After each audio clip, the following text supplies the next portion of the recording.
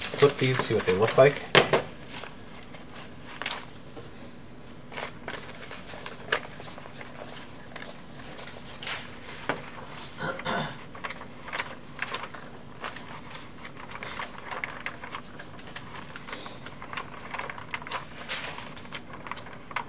I'm going to modify, I'm going to change this one drawing here because it's not quite in the right position, the action that I want.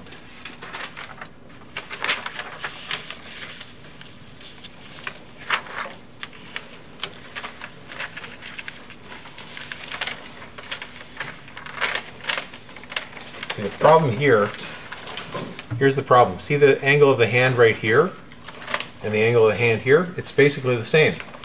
It's just shifted forward. I want to get that rolling action to take place there, which means that this hand really should be out here like this. That's better. So now that takes the hand and flips it forward and then snaps it down in that direction there. That's much better. See? It's got a nice roll to it now. So that's just repositioning the position of the hand. Okay, it wasn't quite in the right position. It was going like this, and I wanted it to go like that to get the roll. Okay, so again, flipping your drawings is really, really important to give you a sense of what that action is going to be. And again, just making decisions as you go along. So that's going to look a lot better now.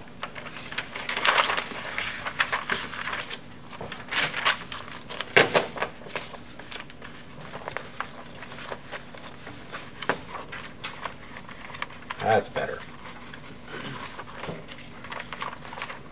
Okay, and again, going from number 5 to 6, I definitely think that I need an in-between there, so I might as well do a quick one right now, just to smooth that out, which means that I'm going to have a 10 drawing cycle as opposed to an 8 drawing cycle, but don't forget, I can still keep it as the same as an 8 drawing cycle shot on 2s if I take 2 of the drawings out of this and shoot them on 1s.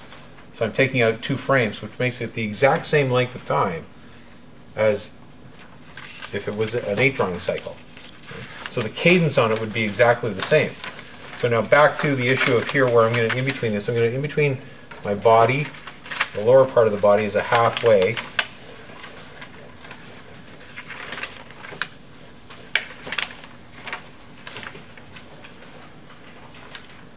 Just favor the leg up just slightly.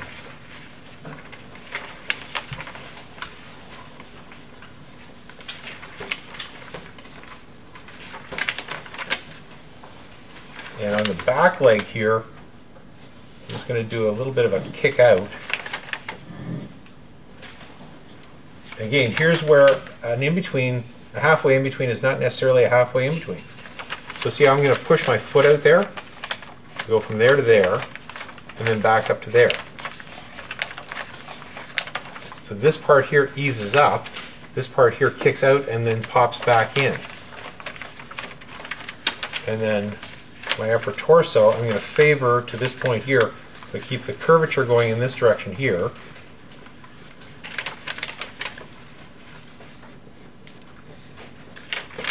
And get my arm halfway in between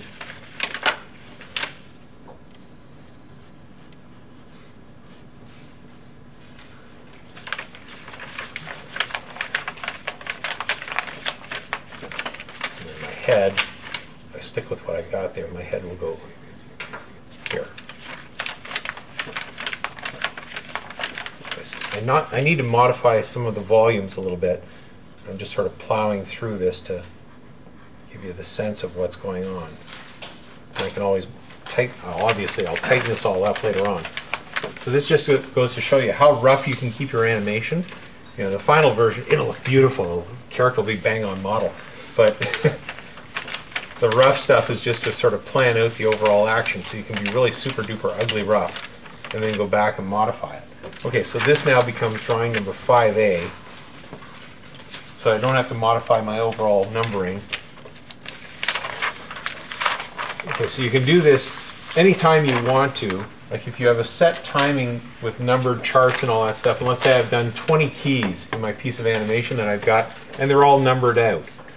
If I want to go back in and start dropping some extra in-betweens in there, I don't have to go back and change all the numbers on all my drawings. I just add in an A or a B or a C.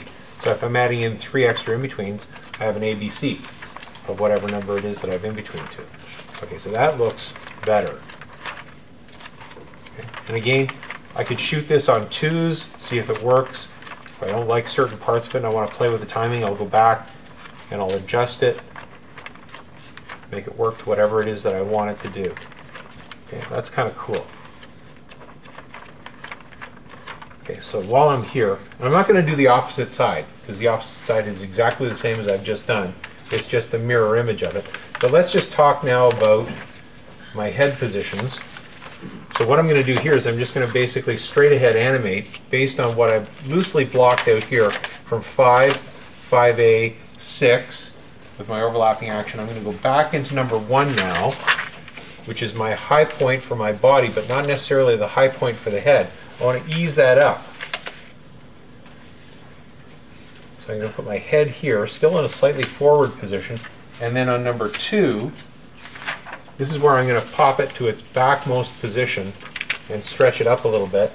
So I'm going to get this. It's actually going to come forward from this position here, but in relationship to the body, see how it's rotating and dragging? So it'll be in that position there. Then to number 3, it starts to swing down and forward. So here again, I can put a delay on it. So it goes like this. And then I've got my number 4 drawing is right here to that position there. So if I flip these now, you'll be able to see the overlapping action of the head. So actually that one drawing right there, the head's in the wrong position on that drawing. Shift it up a little bit more. So it's right there. So now, here's where we get into, if we're just dealing with the most simplistic shapes that we can, if I was to, I mean, I can hand this in as it is right now and it still give the idea of exactly what I want. So this is where I'm saying that in the overall process of animation, obviously this is my crude rough stuff. I would pencil test this, make sure that the movement was working properly, then I'd go back over top of it, or I'd have an assistant who would go over top of it, put it on model, and clean it up to the final version. Okay? For your purposes, this is as far as you have to go. This is okay. Right? I'm happy with this type of a drawing here. Right? Don't add anything more to it. Just leave it as is. The only thing that I'm going to add to it now is my eye line, just to give you a sense of the tilt and twist of the head. So what I'm going to look for now is I'm going to look for my key extreme for my head, which is number 2. Okay, that's where my head reaches its highest most position in relationship to the body.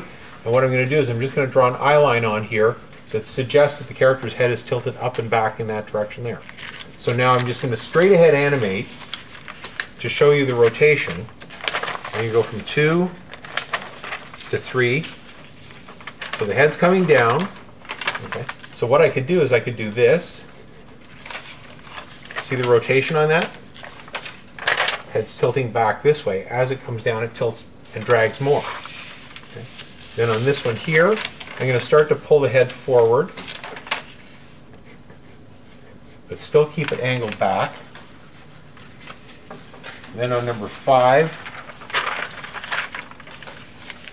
here's where it's going forward. Now, for all intents and purposes, you look at this drawing, and if I asked you to default, put an eye line on this drawing, you'd probably put it somewhere around here, like the character was looking straight down. But if I match that up to what I've got here, look at how much that rotation is. That's a huge snap on the head, and that's not what I want. Right? So be aware of this as well, is that as a general rule, well, I think as an absolute rule, if you're moving something from one position, you can't move it more than 90 degrees without an in-between in there. Okay? Otherwise it pops too far. And you definitely can't go from here to here without an in-between, because it makes it look like the hand disappears and reappears over here, and you don't know what the path of action was. It's too fast. Right? So you have to have some form of either a strobe where you've got multiple images of the hand going through, or a smear where it looks like it's really stretched out, but something has to be in there to indicate path of action and movement. So if that's the case, I can't go from this to this. That's more than a 90-degree angle. What I really should do is this. Going from there to rotate the head, and then on 5A, here's where I can drop the head down and do this. And it creates more of a pull to it. See how it rotates the head? Okay, and creates a nice little drag to it. And then I go to 6, and I'm still pulling, but I got to pull like that to rotate the head, because eventually I want to get back to here. And so now, with my number 1 drawing, that's simply an in-between between these two positions here and here. So see how it rolls back and then comes forward, but I've got to get that angle going from here to here. I have to halfway in between that. So that means my eye line's going to go there. Okay. I could modify it and I could make it favor this point here, okay, which is okay too. I can put that here instead. See how it softens it up a little bit more? Okay, so it eases it in. So again, I'm just making little tiny decisions where I'm not defaulting to absolute halfway. I'm modifying it to make it slow in, slow out. So we always apply the idea that you ease into an action, you ease out of an action. A halfway is not necessarily always a halfway, because how are you going to get there? So you can modify the position of it and make it work. So now, let's take a look at this flipped, and we'll see how everything works.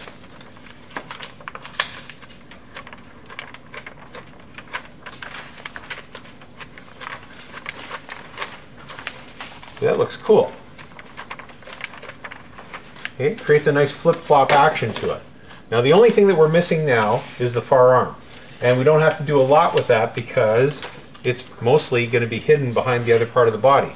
So I've got to go from number 1 to number 2. So from this position to this position, here's where we're looking at the opposite side of the arm, where it's going from this position here, okay, to the forward position, which is the opposite this one here, but with the body in between. So if I follow the same principle that I had on this part here, just reverse it over, that means that my number 2 drawing will look like this. My number 3 drawing will pop in this direction here, so the hand will flick out. My number 4 will go like this, and then my number 5 will be forward up into this position here. So these 3, well, most of them I won't see the upper part of the arm and the shoulder. I'll see just a little bit of the hand on these 2. The hand will disappear, and we might see a little bit of the forearm on the number 5 and 5A. Okay, so let's just go through and we'll do the in-betweens on this. So my number 2 drawing is going to be this position here, the S curve, which means that my shoulder is forward here, and my arm is going back like this. So there's my S curve. From there to there. Then my number 3 is where I flick the wrist and bring it forward, so I'll see just a tip of the hand. Notice how it mirrors the opposite of that one there. Number 4, not going to see it because it's swinging forward. Number 5, I might show just a little. No, you know what? I'm not going to show any of it.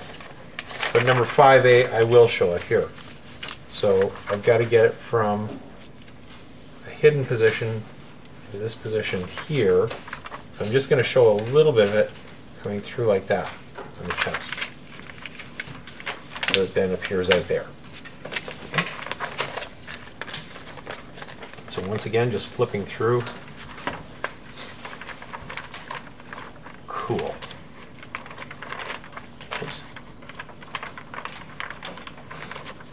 Yeah, that's going to look nice. Okay? Ta-da! That's how it's done.